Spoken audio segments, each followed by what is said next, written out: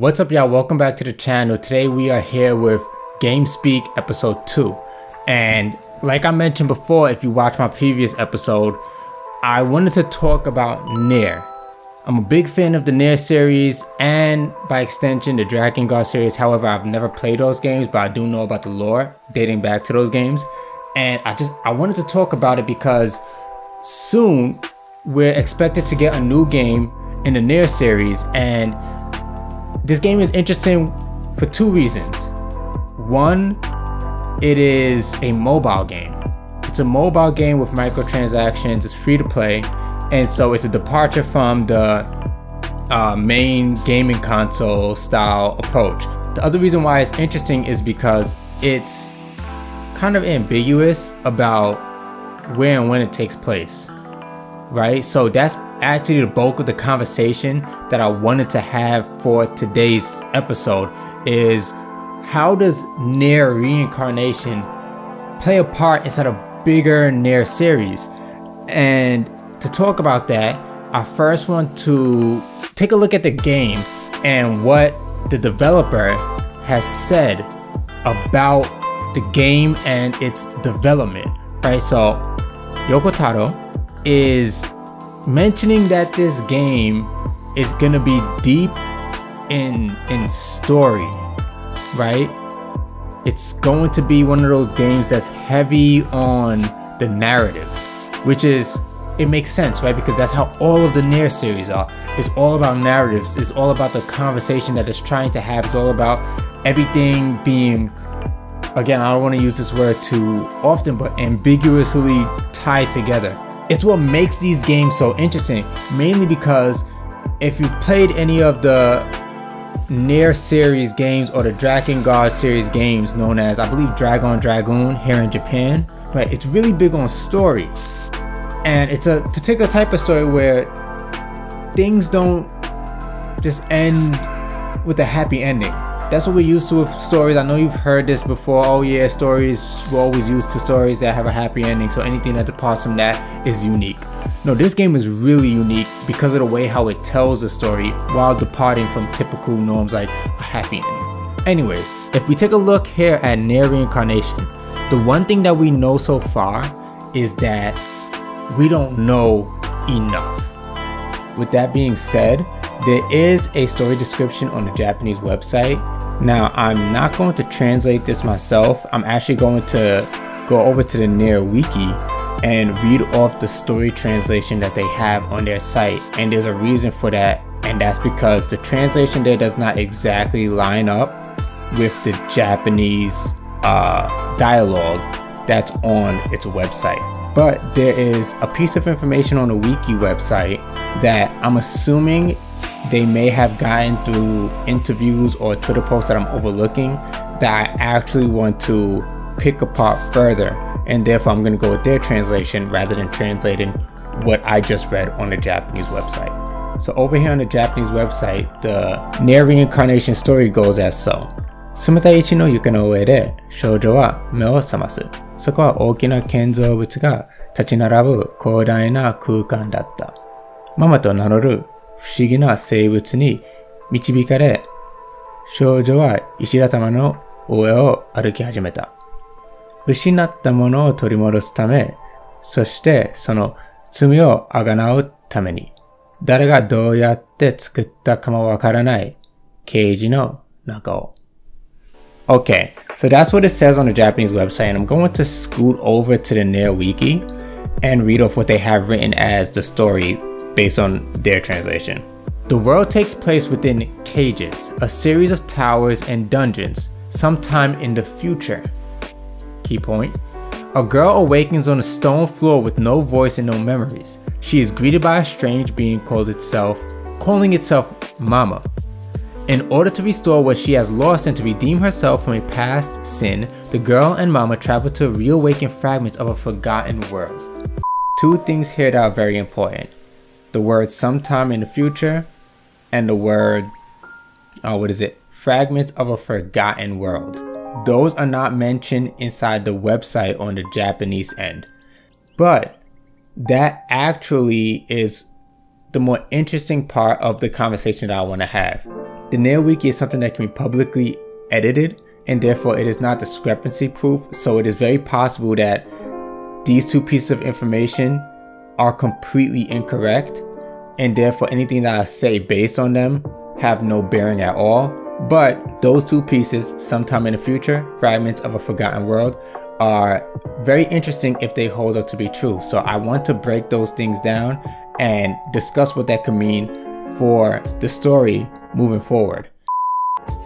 First thing here that I wanted to point out was where it says sometime in the future. The Drakengard franchise, including NieR, is really all over the place in terms of time frame. Yes, there's a linear sense of time, but events take place not only in alternate dimensions, but sometimes without a direct correlation of the time period in relation to, for example, NieR and the Drakengard series. We know that the Drakengard series is connected to NieR mainly because there was an incident at the end of the Drakengard series that caused the situation in NieR to happen. It was the direct cause of it. But we don't know if one takes place further in time than the other, or are they simultaneous, right? How does time work? It's linear in respect to its own dimension, but it's not linear when you start to compare the multiple dimensions, and if you start to give credence to the multiple endings. The endings. Every Drakengard and every NieR game has had multiple endings. Usually one of the endings will lead into the game that succeeds the previous game. And people tend to take that as, okay, so that ending is canon, the rest of the endings are not. But we don't know that. It could just be multiple timelines fragmenting, and we're seeing all of those timelines do so when we reach each and every ending. However, for the following game, we only see the continuation of one particular timeline. That is the biggest issue that I'm having in terms of trying to understand where this game plays a part. Okay, moving on. Another thing that I wanted to point out was fragments of a forgotten world. This is the most confusing one to me. I'm made to believe that chances are this game takes place within the timeline created by the NieR games, the games that are a part of the NieR series. However, are we going to see something like a different timeline take place, right?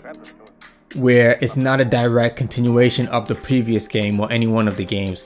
It is a game that is taking place alongside them because it's in a separate timeline. We don't know. But what's interesting is that if we try to take a look at it and say, okay, this game will take place directly after NieR Automata. What is this forgotten world? Let's take a look. Let's give a slight dive into the NieR world as it stands now. Right now in the NieR world, the only things that are inhabiting the earth aside from animals are androids and machines that were left over from the alien invaders that created them. And we know that there was, I can't remember what it was called, the system, the machine mainframe that the aliens had created to connect all the machines. It became sentient, but if you played NieR Automata to the end, especially if you played it to the final end, the actual end, you know that that machine network took off from Earth and went off to go piss some other planet off, right?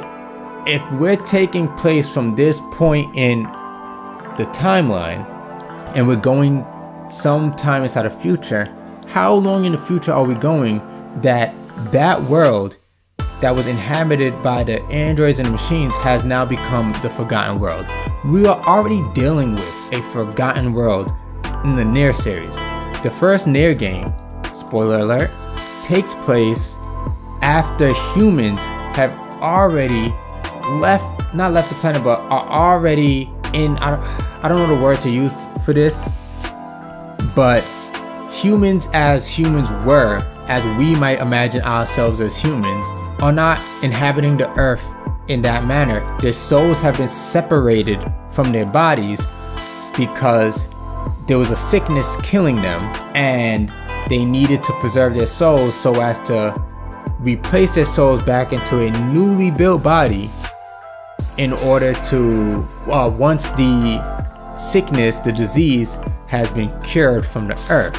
By the time we get to NieR, however, we're not dealing with that disease particularly anymore. We're dealing with a new threat called the Shades. And those Shades are actually corrupted human souls. Basically, the cloned bodies grew self-conscious and are now trying to live, and are rejecting the fact that they have to just be a vessel for a human soul to come back and take over. That doesn't end well for anybody. It doesn't end well for anybody because NieR, who is the key to combining the human souls back with their replicant bodies in order to bring humans back to the real world, now that the disease has been purged, he ends up fighting against his replicant and losing, and his replicant surviving. Now with the actual real biological NieR being gone, they now lost the key to bringing the humans back to their bodies. That was known as the Gestalt project. Fast forward to NieR Automata, when the world is just inhabited by androids who are fighting against this alien race, the machines. And you can argue that the Forgotten World is any world that has to do with humanity, because the androids are convinced that humanity is now living on the moon, and that they that this earth was once inhabited by them. And the androids are fighting this war in order to get rid of the enemies so that the humans can come back. In NieR Automata, you can argue that this Forgotten World was the world that the humans inhabited and the replicants inhabited. So anything that has to do anything with humans is the Forgotten World. They don't know anything about the fact that the WCS disease ran through the whole planet and started eradicating humans. They know nothing about that. I'm not saying that this information isn't there. I'm sure that the information is there. I'm sure that there's a log of it somewhere, but it's just not readily available. And you will know that when you play the game, simply by the fact that you're made to believe that humans are actually on the moon when you play the game. Spoiler alert, when you beat the game, you find out that humans are already dead. Why? Because of what you did in NieR. You basically end up with a situation where layers of history is just being forgotten, or just being bundled into one with key elements kind of being taken out of the equation. If you did not know, the alien invasion happened well after the humans were already dead. And the only thing that's on the moon, I believe, is human data. We're always dealing with a world that was forgotten. We're always starting off being told that the world is this way, and then finding out at the end of the game that the world is nothing like that. That we're only seeing this story that's painted on the surface, and there's way more information that's just being obscured behind it. Happened in NieR, happened in NieR Automata. So now we're dealing with another forgotten world. At some time in the future, the only thing I could think of is that this forgotten world is the world that the androids and the machines left behind. Which is crazy, because how far in the future does it have to take for androids and machines to no longer be around, for the world to be forgotten again? Like, what's happening, right? So what am I worried about? I'm worried that the game nature, being a mobile game of microtransactions, that the story, as in-depth and as involved as it may be, might be partially blocked behind a paywall, right? Am I gonna have to buy my way into the story? I hope that it's not that. I hope that I can play the story from beginning to end without having to worry about microtransactions, because I'm not big on microtransactions. When it comes to mobile games, I just don't do it. It will also defeat the purpose of having such a important story being told if it's just going to be locked behind a paycheck, right? Locked behind a dollar sign. I just don't think that that's good. in terms of consumers and the fan base. But what are my thoughts on this edition? I think that it's a very interesting edition. I think that it's an edition that is going to be able to exist as a part of the NieR series and delve into the NieR story. However, because it's a mobile game and not a release on a major console, it's probably going to be a story that can be looked over. A lot of times what developers will do when they make these games that are exclusive to these like mobile or portable devices, and they skip the major console releases, they craft these stories that are very informative, very good, but overall not necessary to understand the main big picture that's trying to be told within a franchise, right? However, I am hoping that we go further than just the NieR franchise. I hope that we start to get more information on the Drakengard connection to the NieR series. There's a character inside the Drakengard series known as Accord. Accord is not a human, she's actually an android. This is the Drakengard series. This is way before any NieR games was released. This is obviously before NieR Automata, but she was an android during those series. In the Drakengard world, there are dragons, magic, all kinds of weird stuff going on. In NieR, none of that stuff exists. So the two worlds are very different. But Accord, she was in Drakengard, but she wasn't someone who was there naturally. She was there as a part of what they call the Great Disaster. Dragons and magic just appeared inside the Drakengard world and completely derailed it from what would have been a normal history. It just completely changed the course of events. And one of the key things that showed up was the Cathedral. The Cathedral just popped up, and the Cathedral had all this information on magic and all kinds of stuff that created the Drakengard world, and Accord came along with it. And we know that she was from the future, and we know that the Cathedral was from the future. You could easily say these things are completely different. The Cathedral is from a future point in time in the Drakengard timeline and not the NieR timeline. The connection there is only when the dragon came to the NieR dimension. But I beg to differ.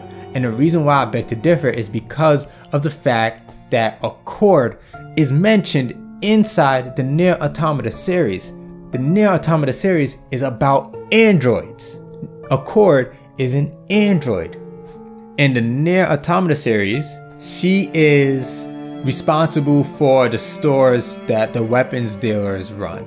Who is she? We know she's an android. We know that androids now exist inside the NieR series. In NieR Automata, they play the biggest role. You don't see her in NieR Automata, she's just mentioned. But somehow she ends up in a cathedral that pops up in the past, and what is made to believed to be a different dimension. Is it a different dimension, or is it the past of NieR that was forgotten after dragons and magic was eradicated and the world changed back to how it once was, until the past caught up with the future when the dragon teleported to Tokyo I guess it was like 2013. It was the setting for that scene when they showed up. Are we seeing a dragon come from a different dimension to a new dimension, or are we seeing a dragon come from the past to the future, and the future is no longer designed to accommodate these dragons, and therefore they became a sickness to the humanity that now exists in that future? And so it all becomes very convoluted and confusing. But we do know that at some point the NieR timeline and Accord's association with it ties back into the Drakengard timeline, series, dimension, whatever, and she's another big part in it. So does the Cathedral come from the NieR series, or does the Cathedral come from somewhere else? It's very possible that it might be one dimension as opposed to multiple dimensions, and we're just seeing different points of time inside a dimension. I'm saying all this to say that we may, slim chance, but it would be interesting if we got more hints in this NieR Reincarnation installment to the NieR series about Drakengard and its intertwining lore with the NieR series. Are we gonna find out more about Accord? NieR Reincarnation, I'm waiting for it to release. With that being said, 2021 is a great year for the NieR franchise. It's a huge year for the NieR/Drakengard franchise because we got 2 games coming and I'm looking forward to it. If you guys want to know more about NieR, definitely look forward to more GameSpeak episodes in the future because I'm probably going to be talking about NieR more and more throughout this year, especially once the games drop. I don't even know how to end this video. Thank you for watching. As always, like, share, subscribe. That's another one down in the bag, and I'll catch you on the next one. Peace out.